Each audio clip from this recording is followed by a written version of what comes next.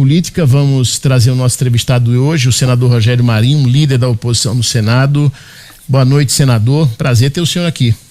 Boa noite, Enio, Dinarte, Gustavo e os nossos telespectadores, sei lá, porque agora é rádio, ouvintes e telespectadores, né? Televisão da 96. Senador, como é que o senhor avalia esse momento atual, essa sobretaxa do governo Trump em relação ao governo brasileiro, mesmo com aqueles produtos que ficaram de fora, quase 700 produtos, mas como é que o senhor avalia a situação atual em relação a esse tarifaço? Olha, Lula tá achando muito bom, tá feliz, tá praticamente pulando, né, saltitante, né, tá escutando o Sidônio que o tempo todo pede para ele fazer frases de efeito, ele, o ministro da Fazenda, o presidente do PT, né, os próceres do partido. Ontem, inclusive, o Haddad, ele se excedeu, né, ele disse uma frase maravilhosa, ele disse que o governo brasileiro teria altivez, não balançaria, abre aspas, o rabo, né, como o presidente Bolsonaro, nem cantaria I love you, né, para o Trump, né. Eu acho que ele esqueceu que o PT tem balançado, abre aspas, o rabo, né, para as potências ditatoriais no mundo, como a China, né, o presidente Lula fez 37 acordos com a China, né, que tem graves problemas com direitos humanos, né, com o Irã, mandou inclusive, vocês estavam falando do Alckmin, né, para a posse do presidente iraniano. Aliás, tem uma célebre foto, né, onde ele está ao ladeado de 4 líderes terroristas, os 4 morreram, só falta ele, só remanesceu ele na foto, né, dos 5 que estavam na foto lá, era um Houthi, era um Hezbollah, era um Hamas e um outro cidadão, todos já foram eliminados, né. Então, se essa analogia servir, né, o PT deveria ter maior seriedade do governo do PT, porque isso é um fato muito grave. Quem está sofrendo com isso, ou quem vai sofrer com isso, é o povo brasileiro. Então, o que se espera desse momento é responsabilidade de quem está dirigindo o país. O Lula, por exemplo, numa entrevista que deu 3 ou 4 dias depois do dia 9 de julho, ao Jornal Nacional, fez uma afirmação que me pareceu absolutamente descabida. Diz que após 6 meses de presidência do Trump, ele não tinha o que conversar com o Trump. Quer dizer, o líder da maior potência econômica do mundo. Ele não achou estranho o fato de que o Trump não havia ainda designado um embaixador, né, para o Brasil, né? Ele disse que iria acalmar o Trump comendo jabuticabas. Esse mesmo presidente que teve a pachorra de dizer, quando candidato, que resolveria o problema entre a Ucrânia e a Rússia tomando uma cerveja num bar. Então, o que o Brasil precisa nesse momento é de seriedade. As tarifas que foram impostas ao Brasil não foram apenas ao Brasil. Isso é bom que se diga. Foi a todos os países que têm uma relação significativa com os Estados Unidos. A gente está falando de dezenas de países. E todos eles sentaram-se na mesa de negociação. Inclusive a China. Inclusive a China. Inclusive o México, que é um país que tem uma presidente socialista, né? O Canadá, a União Europeia, que tem 28 países, né? E todos eles ou fizeram acordos ou encaminharam acordos. Nenhum deles, que eu me lembre, né, tratou o presidente americano com bravata, com ironia, de forma saltitante, alegre, comemorando uma oportunidade de se reposicionar do ponto de vista da política. Há um componente nessas tarifas, que é claro, ninguém pode tapar o sol com a peneira, que é político. Há o componente econômico e há o componente político. Então, cabe ao presidente Lula, né, buscar essa interlocução, sentar-se à mesa de negociação, em respeito aos cidadãos brasileiros que votaram nele ou que não votaram nele. Senador, o senhor fez parte de um governo, e foi um mote muito conhecido, Brasil acima de todos. De tudo. De tudo. Com essa incursão do Eduardo Bolsonaro e essa aposta da família Bolsonaro contra o Brasil, rasgou essa fantasia de patriota? Bom, primeiro não é uma fantasia, Dinarte, é uma... Porque parece que o Brasil não está acima eu vou lhe responder, porque eu sempre respondo contextualizando para ficar mais claro, até para não ser deselegante com você que faz uma pergunta importante. Por favor. Né? Não tem nada de fantasia, né? O que o presidente Bolsonaro representa hoje para a população brasileira, e representou naquele momento em que venceu as eleições em 2018, é o sentimento da maioria da população brasileira, que é conservadora, que respeita a família, que respeita valores, que quer um Estado empreendedor, que quer um Estado que não atrapalhe quem quer produzir, quem quer edificar, né? Que respeite, sobretudo, o cidadão brasileiro, a segurança pública, enfim, valores que haviam sido colocados de lado por quase 20 anos de governo do Partido dos Trabalhadores, aliado a uma ojeriza, a um pavor ao processo de corrupção que o governo havia se envolvido, o governo do PT anteriormente. Então isso é o que representa o presidente Bolsonaro. É bom lembrar que quando Eduardo Bolsonaro vai aos Estados Unidos, Dinarte, ele não foi em busca de sancionar o Brasil. Ele foi em busca de buscar reparação às injustiças, às arbitrariedades e perseguições que um amplo espectro da sociedade brasileira vem sofrendo de um judiciário que deveria ser imparcial. Tá? O fato das tarifas terem aconteceram, vou repetir, com todo mundo. Tá? O que o Eduardo buscou lá foi uma reparação que está acontecendo aqui no Brasil. Ou você acha que é normal, ou nós poderemos achar que é banal, e agora virou uma cortina de fumaça em relação a esse fato, que o juiz que julga Bolsonaro se diz vítima desse processo. Isso é inadmissível, né? Mas o juiz que julga Bolsonaro, é o condutor de um processo de um inquérito judicial que já tem quase 7 anos de duração. Aliás, há 4 dias atrás, passou desapercebido, esse juiz, nos autos desse inquérito do fake news, determinou que o governador Ibanez, de 1h da manhã, agisse como se oficial de justiça ou fosse. E fosse a Praça da República, a Praça dos Três Poderes, retirar 2 deputados que faziam um protesto pacífico. Não foi a polícia judiciária, não foi o oficial de justiça, foi o governador do estado do Distrito Federal, por determinação, por ordem do xerife do Brasil, que é o ministro Alexandre de Moraes. Mais cedo então não há da nossa parte esse sentimento de penalizar o Brasil. Pelo contrário, nós todos lamentamos o que está acontecendo. Lamentamos e acreditamos que é necessário que o Brasil encare com seriedade, porque quem tem a legitimidade para fazer essa interlocução, sentar-se na mesa de negociação e fazer as concessões necessárias, é quem preside o país.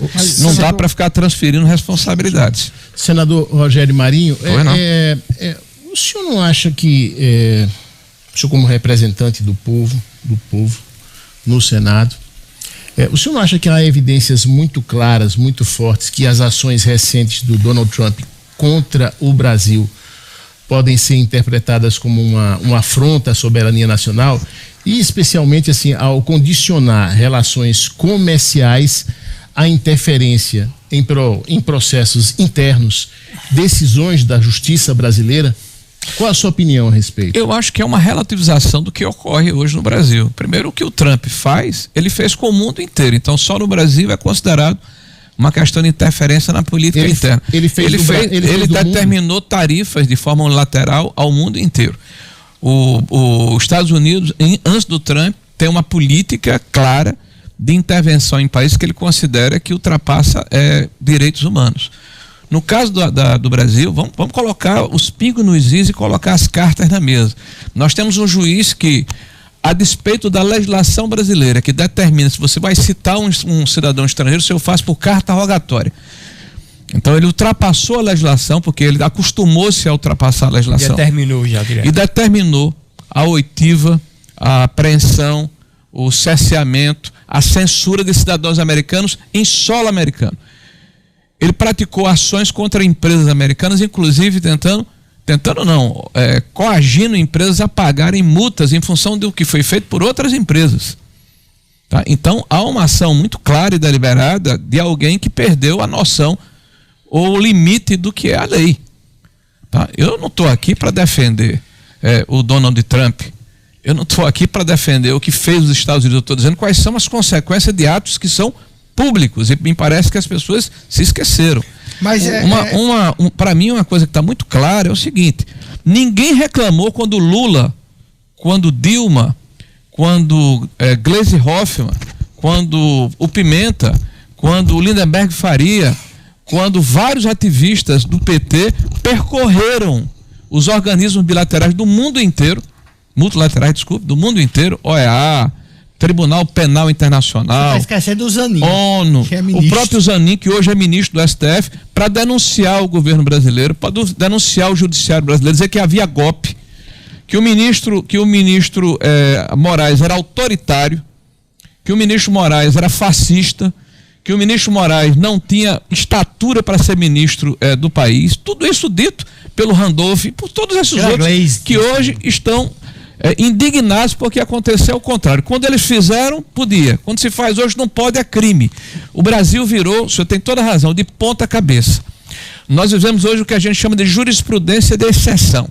Aliás, é bom lembrar que o presidente Bolsonaro, depois da redemocratização de 1985, é o primeiro presidente que é julgado pelo Supremo Tribunal Federal sem direito a duplo grau de jurisdição. Primeiro, e vejam, senhores, não é por corrupção, não é por mala de dinheiro no seu apartamento, não é porque tinha um sítio do amigo seu em Atibaia, não é porque tinha corrompido deputados no Petrolão ou no Mensalão, não é porque tinha quebrado a Petrobras, as estatais. Ele está sendo julgado por um pretenso golpe de Estado feito no domingo, no dia 8 de janeiro, por senhoras com bíblias e com bandeiras na mão.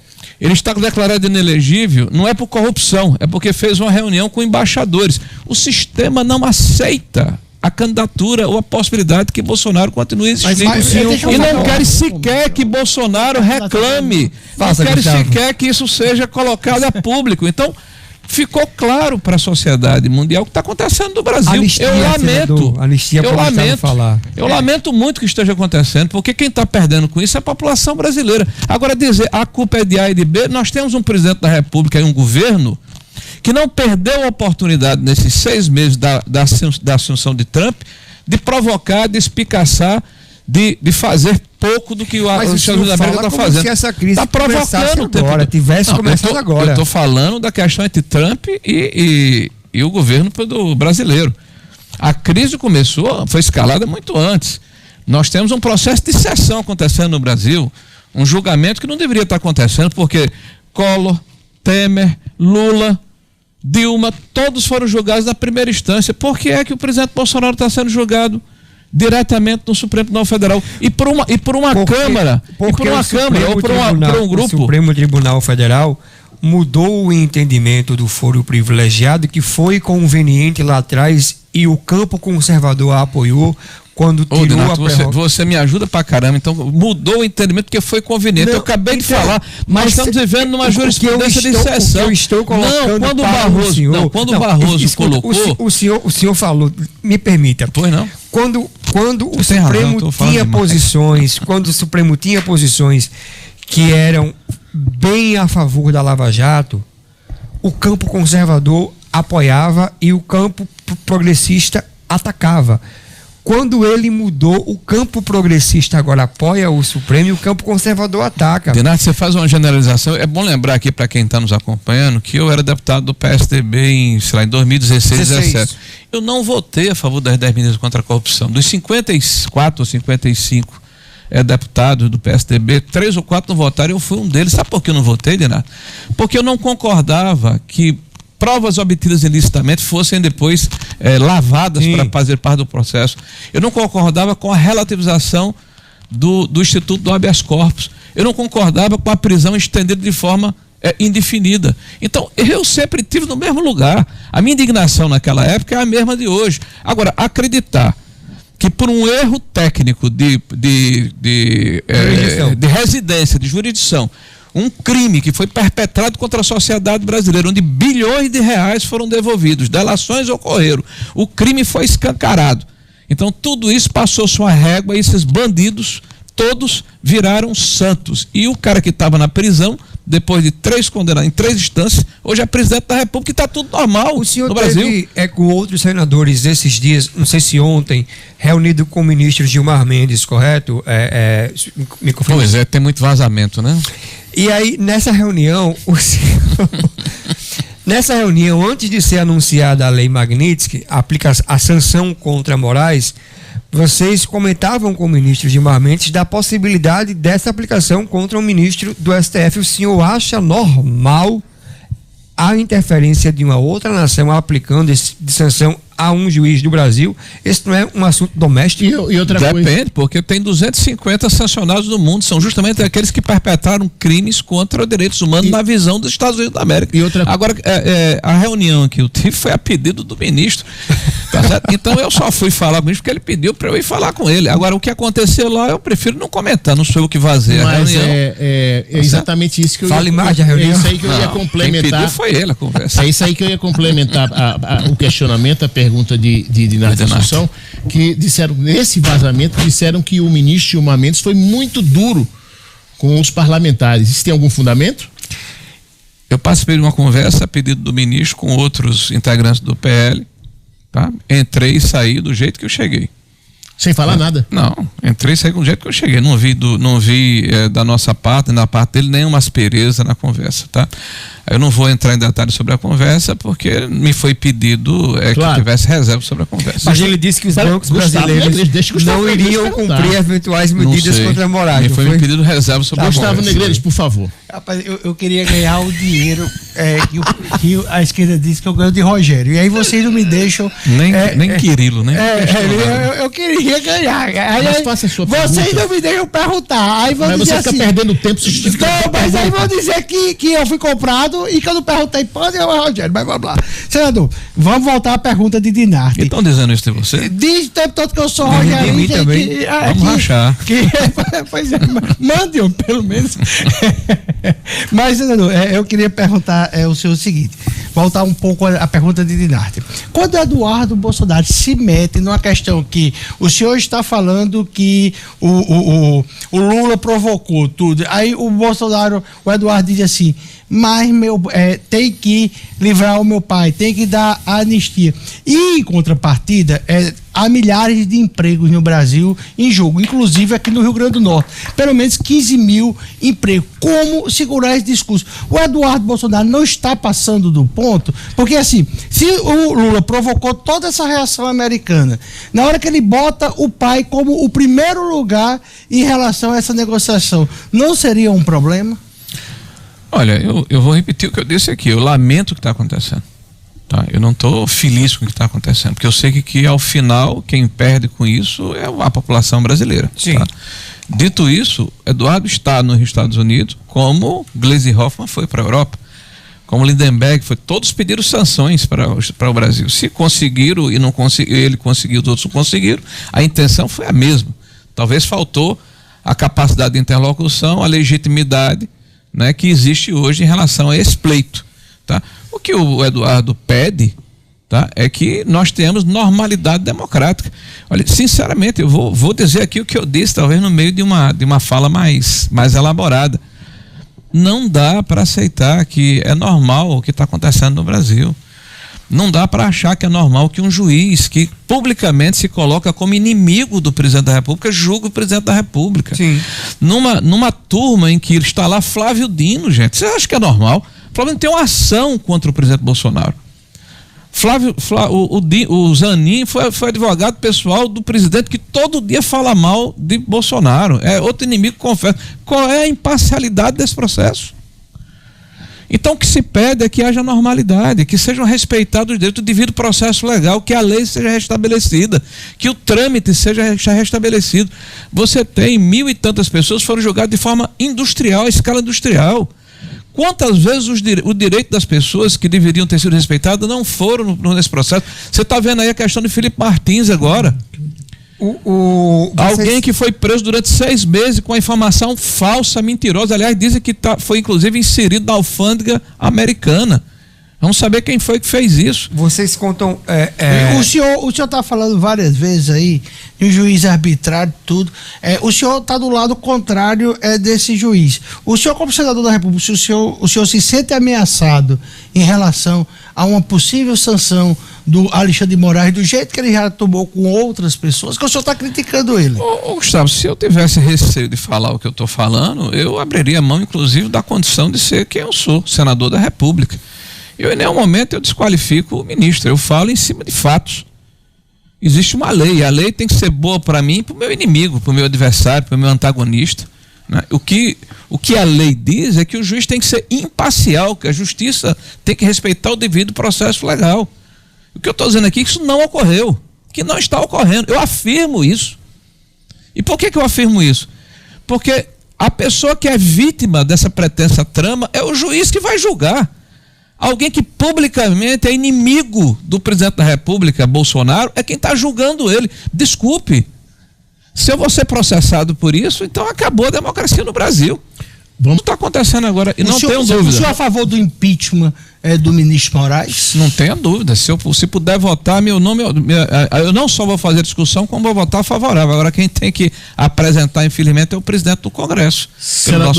Senador Rogério Marinho, eu queria aqui mais uma vez agradecer a sua presença. Está na Constituição, rapaz. Eu cumpro a Constituição. Queria agradecer aqui a sua presença. Muito obrigado.